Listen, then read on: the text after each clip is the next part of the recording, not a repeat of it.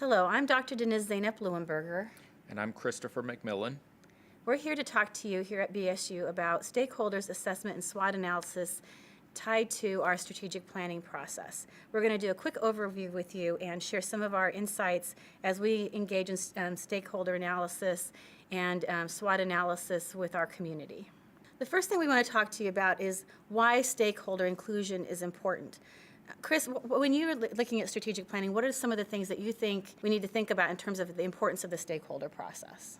Well, I think what stands out as the most important aspect of the stakeholder process is this idea of inclusiveness. So we're getting a lot of different backgrounds, a lot of different feedback from different areas in the community, which is very important. One of the reasons that inclusions really matters is, in my mind, it's not strategic planning unless you involve the community members in the decision-making process. So that's not just only in terms of buy-in, but as Chris has just stated, what we're really interested in is what are the ideas and the solutions that they're going to bring forward to strengthen your plan. And that's what makes it strategic. And all along the way, they're also keeping informed about the process that you're pursuing as a team. There are different types of stakeholder involvement, and so we'll kind of quickly go through some of these types. At Bridgewater State University, we've actually used all of these different methodologies. In your unit, feel free to use any of these as well. We also have some data that we've already collected that we can make available to you through the vice presidents. The first type that we want to bring up is direct inclusion. In direct inclusion, individuals have a direct contact with the stakeholders. And so at Bridgewater, for instance, the listening tours that Fred Clark engaged in is an example of that direct contact. So in small groups, President Clark had conversations with all of the employees at Bridgewater State University, bringing them into the questions around what we're strong achieving on our campus, and also looking at areas where we could improve. Other ways that you could do this similar work is to hold focus groups with certain individuals, in which you usually have a smaller sample of individuals, and then direct interviews with individuals is another way of having direct inclusion. We also use indirect participation, so this can be done through email or mail surveys. This is important because it opens the entire process up to involvement from groups who may not be able to directly participate. Finally, we have data-informed decision-making, and this is actually an area we're emphasizing more and more on our campus, and public agencies across the United States are looking more at this as a guiding tool.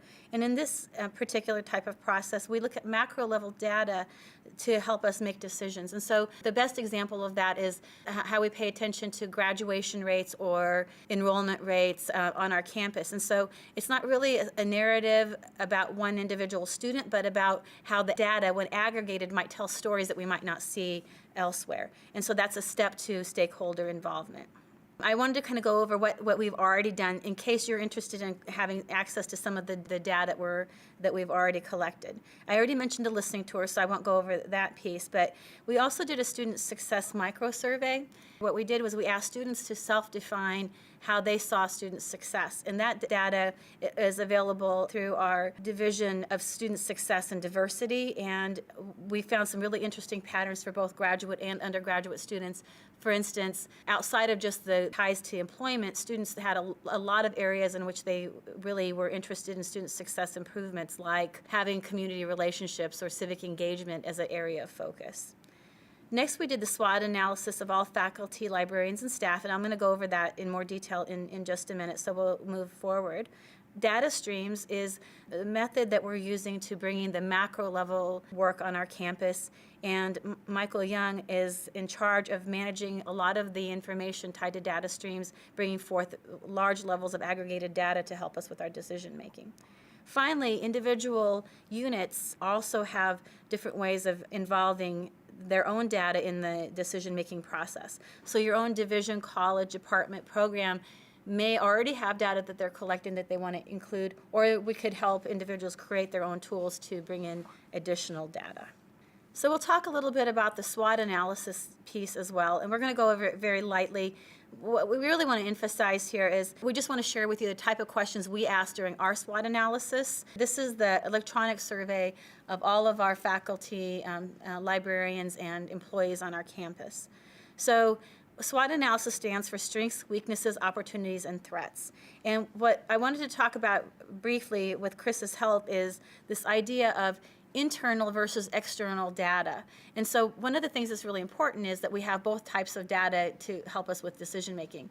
And Chris is going to talk a little bit about why that matters in strategic planning.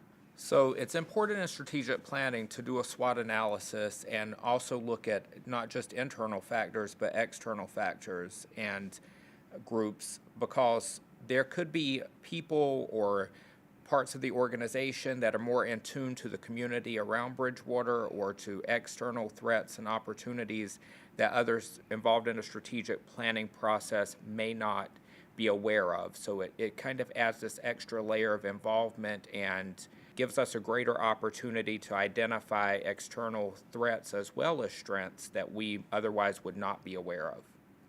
And so when we look at what SWOT analysis engages in, the internal components are the strengths and weaknesses, and the external components are the opportunities and threats.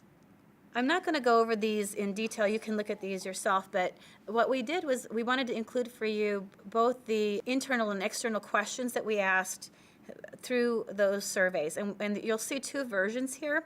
The first one is the BSU-wide sample questions, and the second one is within your department. And so what we did was we basically did a SWOT analysis of all of Bridgewater as the unit of analysis. And the second set of questions are questions that we asked folks within their own division. All of the data tied to this has been made available to the vice presidents in each division and can be accessed in summary or other ways through them as appropriate with the decision-making process. Thank you very much for your time, and Chris and I will look forward to sharing more information with you in other sessions.